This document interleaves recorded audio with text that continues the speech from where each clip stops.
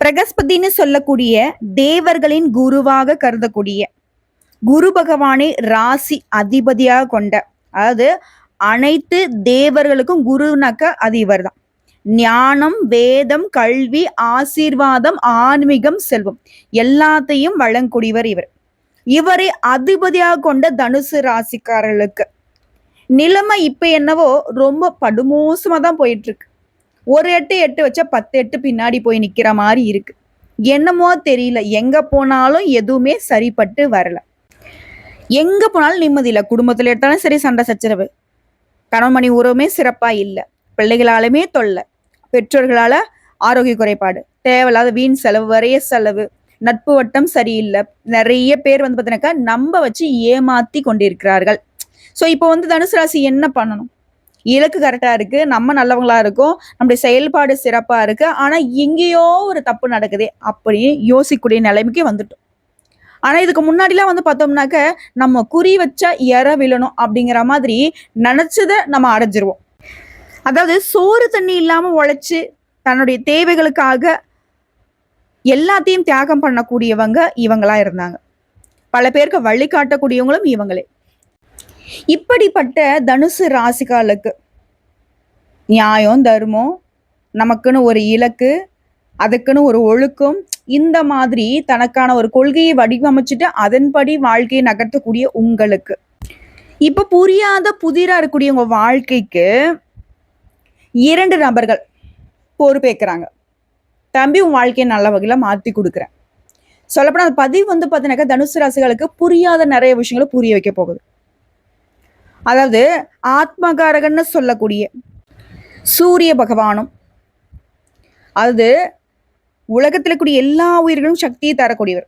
ஆத்மா, அரசியல், அதிகாரம், பேரு, புகழ் எல்லாத்துக்கும் காரணகர்த்தாவான சூரிய பகவானும், அவருடைய மகனான சனி பகவானும், அதாவது கர்மா, நியாயம், சோதனை, கடின உழைப்பு இதற்கெல்லாம் கடவுளாக இருக்கக்கூடிய சனி பகவானும், இவங்க 2 பேருடைய கூட்டணி. இதனால உருவாகி இருக்கக்கூடிய நவ பஞ்சம ராஜ யோகத்தினால தனுசு ராசிகள் சிறப்பா இருக்க போறீங்க. இந்த யோகம்ங்கிறது சர்வசாதாரணமா ஒரு குறிப்பிட்ட காலத்துக்குலாம் கிடையாதுங்களா. 30 ஆண்டுகளுக்கு பிறகு, அதாவது 3 சகாப்தங்கள், இந்த கிரக அமைப்புங்கிறது ஒரு அரிய நிகழ்வா தான் நாங்கள் ஜோதிடத்துல பார்ப்போம். ஸோ இப்படிப்பட்ட அரிய நிகழ்வான இந்த யோகம்ங்கிறது நம்முடைய தனுசு ராசிகளுக்கு எப்படிப்பட்ட பலன்களை கொடுக்க போகுது? ஒரே வார்த்தையில சொல்றேங்க, அதிர்ஷ்டகரமான வளர்ச்சி கொடுக்கும். வாழ்க்கையில நீண்ட நாள் நீங்க காத்திருந்த ஆசைகள் எல்லாமே நிறைவேறும். அதிகார பதவி, சூரிய பகவானுடைய கருணையினால அரசியல், அரசு, வேலை, நிர்வாகத்துறைகள்ல உயர்வு கிடைக்கும். பொருளாதார வளர்ச்சி, சனி பகவானை பொறுத்த வரைக்கும் உங்களுடைய உழைப்புக்கு தக்க பலனை கொடுப்பார். குருனுடைய ஆசீர்வாதமும் சேர்ந்து நிதி வளம் பெருகும். அதே போல ஆன்மீகம், தன்னம்பிக்கை, ஆன்மீக அறிவு அதிகமாகும். குடும்ப வாழ்க்கைங்கிறத முழுவதுமா சுகமா இருக்குன்னு நான் சொல்ல மாட்டேன். சின்ன சின்ன மனக்கசப்புகள், சண்டை சச்சரவு வரும். இருந்தாலும் அது எதுவுமே நிலையா இருக்காது. எல்லாமே சரியாயிடும். குடும்ப வாழ்க்கை சிறப்பா அமையும். குடும்பத்தில் நிம்மதிக்கும் சந்தோஷத்துக்கும் குறைவு இருக்காது.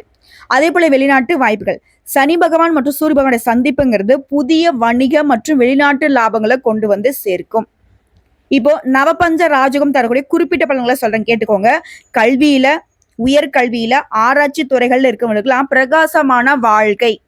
இதுவே கலை, இசை, ஆன்மீகம், ஜோதிடம் இந்த மாதிரி யோகத்துல வல்லமை பெற்றவர்களாக மாற போறீங்க. தொழில் பண்றீங்களா, நல்ல வளர்ச்சி இருக்கும். நிதி ரீதியா பார்த்தீங்கன்னாக்கா உங்களுடைய சுயநிலைத்தன்மையே மற்றவங்களுக்கு நிரூபிக்க போறீங்க. வாழ்க்கை முழுவதுமே நியாயம், தர்மத்தை பின்பற்றக்கூடிய உங்களுக்கு நிலையான பேரு புகழ் எல்லாம் கிடைக்க போகுது. இதோட யோகத்துடைய பலன்களை விட இந்த நவபஞ்ச யோகம்னா ஃபர்ஸ்ட் என்னன்னு தெரிஞ்சுக்கோங்க. நவபஞ்சம், நவ அப்படின்னாக்க 9ஆம் இடம், பஞ்சம் அப்படின்னாக்க 5ஆம் இடம்.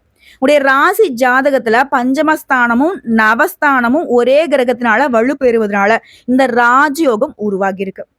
5ஆம் இடம் அப்படின்னாவே புத்திசாலித்தனம், சந்ததி, படிப்பு, ஆட்சி, இது எல்லாத்தையும் சொல்லக்கூடிய இடம். அது 9ஆம் இடம் அப்படிங்கிறது தர்மம், குரு, அதிர்ஷ்டம், ஆன்மீகம். இந்த 2 வீடுகளுமே தர்மஸ்தானங்கள் அப்படின்னு நாங்க ஜோதிட ரீதியா சொல்லுவோம். ஸோ குருவை பொறுத்த வரைக்கும் இந்த 2 இடங்களையும் பார்க்கறதுனால ஓகேங்களா, இந்த ஜாதகக்காரருக்கு, அதாவது இந்த தனுசு ராசிகளுக்கு அதிர்ஷ்டம், புகழ், ஆன்மீக வளர்ச்சி, அரசனை போல வாழ்வு கிடைக்கும். 30 வருடங்களுக்கு அப்புறம் உருவாகிக்கூடிய இந்த காம்பினேஷன் அப்படிங்கிறது வந்து ரொம்ப ரேர் காம்பினேஷன். சொல்லுவாங்க இல்லையா, பா இது செம்ம பீஸுப்பா, இதெல்லாம் வந்து அவ்வளவு சீக்கிரம் கிடைக்காது, பல வருஷங்கள் கழிச்சுதான்ப்பா இது கிடைக்கும்னு சொல்லுவாங்க இல்லையா, அது போலதான் 30 வருடங்கள் கழித்து உருவாகி இருக்கக்கூடிய இந்த நவபஞ்சம ராஜயோகம்ங்கிறது தனுசு ராசிகளுக்கு வாழ்க்கையே வந்து பாத்தீங்கன்னா நல்லா வளமா மாத்த போகுது.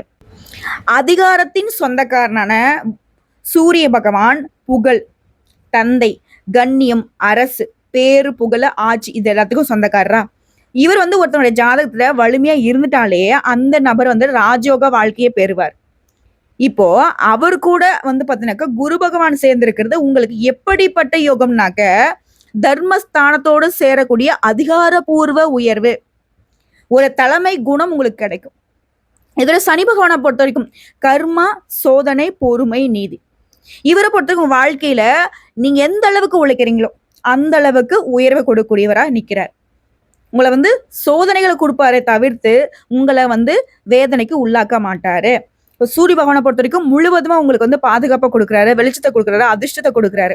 சனி பகவான் என்ன பண்ணாரு, ஏப்பா அதாவது அப்பாங்கிறவர் சூரியனா, அப்பா கிட்ட கேட்பாரு சனி பகவான் என்னன்னாக்கா, பா இந்த பையனுக்கு வந்து நம்ம இதெல்லாம் கொடுக்குறோம், இந்த பொண்ணுக்குள்ளதான் கொடுக்குறோம், நீ கொடுக்கறது தகுந்த மாதிரி இந்த ஆள் வந்துட்டு சரியான ஆளாப்பா, நீ 1 கோடி ரூபா கொடுத்தினாக்கா அதை வந்து பயன்படுத்துறதுக்கான தகுதி இருக்காப்பா, நான் இருப்பா நான் கொஞ்சம் சோதிச்சுக்கிறேன் அப்படிங்கிற மாதிரி சில ஒரு மாதிரி ஒரு தடை கொடுக்குற மாதிரி சின்ன சின்ன தாமத்தை கொடுக்குற மாதிரி பண்ணுவார். பட் அது எல்லாமே உங்களுக்கு ஒரு சோதனை தான், அதை வந்து பார்த்துக்கோங்க. இவரை பொறுத்த வரைக்கும் சூரியனோட சேர்வதனால சோதனைகள் வரும், ஆனாலும் குருவினுடைய ஆசீர்வாதத்தால அது எல்லாமே வெற்றி பெறும். சனி தர்மஸ்தானத்துல நல்ல பக்கம் காட்டினா உழைச்சிக்கிட்டே ராஜயோகத்தை பெற போறீங்க.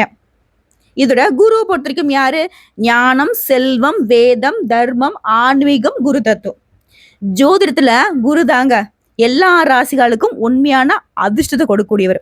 அப்படிப்பட்ட இவரு சனி பகவானும் சூரிய பகவானும் சேர்ந்து வந்தா என்ன, எத்தனை பேர் வந்தா என்ன, நான் இருக்கண்டா என் ராசிக்கு அப்படிங்கிற மாதிரி அவங்க கொடுக்கக்கூடிய நல்லதை மேம்படுத்தியும் அவங்க கொடுக்கக்கூடிய சோதனைகளை உங்களை தாக்காம பாதுகாத்தும் நிக்கிறாரு. ஓகேங்களா. குரு பஞ்சமம் நவமம் இரண்டையும் ஆட்சி செய்கிறார். இதனால நவபஞ்சம ராஜயோகம் அப்படிங்கிறது உங்களுக்கு பெரும் சக்தியை கொடுக்குது. வாழ்நாள் முழுவதும் பாதுகாப்பு, அறிவுல வளர்ச்சி, செல்வாக்குல உயர்வு, பொருளாதார ரீதியா நல்ல வளம் தர போறார். இப்ப இந்த 3 நபருடைய சேர்க்கைங்கிறது சூரியன் பிளஸ் குருவை எடுத்துட்டோம்னாக்க அறிவும் ஆட்சியும் அரசன் போல வாழக்கூடிய சுபயோகம், புகழ், பெயர், நல்ல அதிகாரம் கிடைக்கும். இது சனி பகவான் பிளஸ் குரு பகவான் எடுத்துக்கிட்டாக்க கடின உழைப்பும் அறிவும் சேர்ந்து கிடைக்கூடிய முன்னேற்றம். சனி குருவோட சேர்றப்போ நீதி உணர்வு, நீதிடா, நியாயம்டா, தர்மண்டா அப்படிங்கிற மாதிரி உங்க மனசு வந்து அதை தான் ஃபாலோ பண்ணும். இப்போ சனி பிளஸ் குரு பிளஸ் சூரியன் இந்த 3 பேருடைய அமர்வுங்கிறது சூரியனா அரசர், சனி பகவான் நீதிபதி, குருவிற்கெல்லாம் குரு. எப்படிப்பட்ட ஒரு யோகம்னு பார்த்துக்கோங்க. இந்த 3 பேரும் சேர்வதனால அறிவும் ஆட்சியும் உழைப்பும் சமநிலையில இது உங்களுக்கு ராஜயோகம்.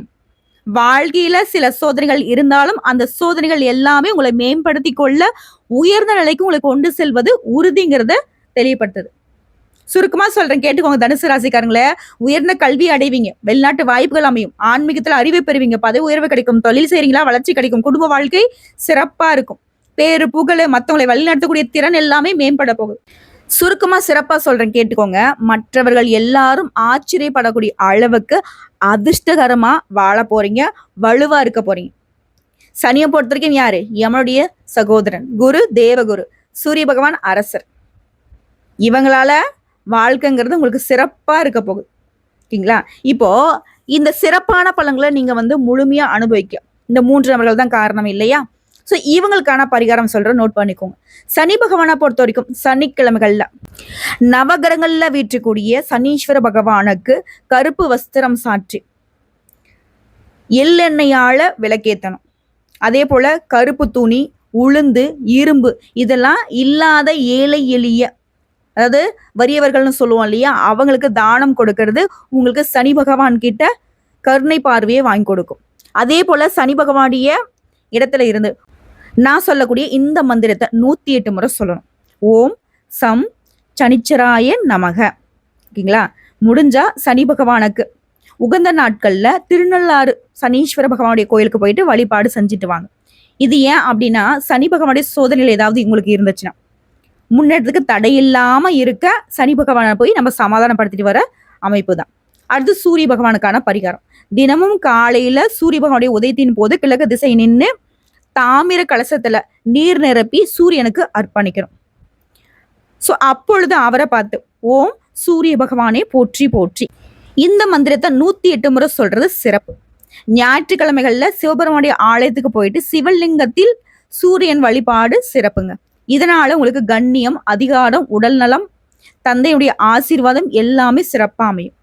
அடுத்த குரு பகவானுக்கான பரிகாரம். வியாழக்கிழமைகள்ல மஞ்சள் உடை அணிந்து பசுமாடு, குருக்கள், பிராமணர்கள் இவங்களுக்கெல்லாம் அன்னதானம் செய்யறதும் புத்தக தானம் செய்யறதும் உங்களுக்கு குரு பகவானுடைய அனுகிரகத்தை பரிபூர்ணமா பெற்றுக் கொடுக்கும். அதே போல ஓம் குரு பகவானே போற்றி போற்றி இந்த மந்திரத்தை 108 முறை சொல்லணும்.